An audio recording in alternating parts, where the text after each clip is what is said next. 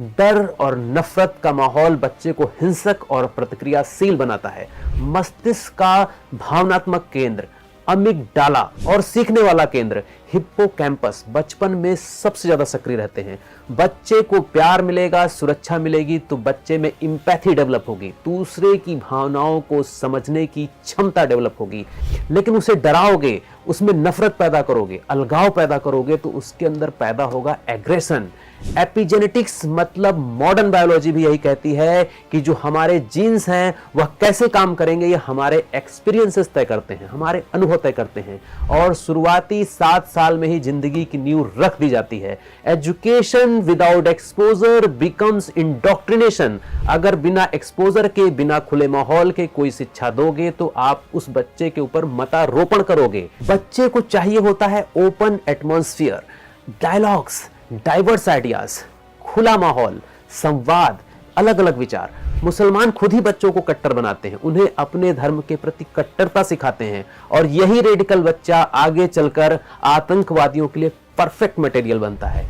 Radicalism कब hatred में, hatred कब एक्सट्रीमिज्म में और एक्सट्रीमिज्म कब टेररिज्म में बदल जाता है, खुद वह नहीं समझ पाता जो आतंकवादी बनकर ब्लास्ट करता है। शिक्षित आतंकियों में भी यही हुआ। वे पढ़े लिखे थे लेकिन भावनात्मक रूप से बंद और असुरक्षित माहौल में उनको पाला गया। वह असुरक्षित पहचान में जी रहे थे। अगर किसी बच्चे को बचपन में ही रटा दिया जाएगा कि उसकी कौम सबसे उम्दा कौम है, बाकी कौमें उसे मिटाना चाहती हैं, उसकी दुश्मन हैं, तो बताइए क्या बड़ा होकर वह अपनी पहचान से ऊपर उठ पाएगा? क्या वह पढ़ लिख कर भी आईएएस, आईपीएस, डॉक्टर, इंजीनियर बनकर भी क्या अपनी सोच को बदल पाएगा? और ऐसे ही बच्चे कभी कभी आगे चलकर आतंकवादी मानसिकता में ढल जाते हैं, आतंकवाद की गिरफ्त में आ जाते हैं।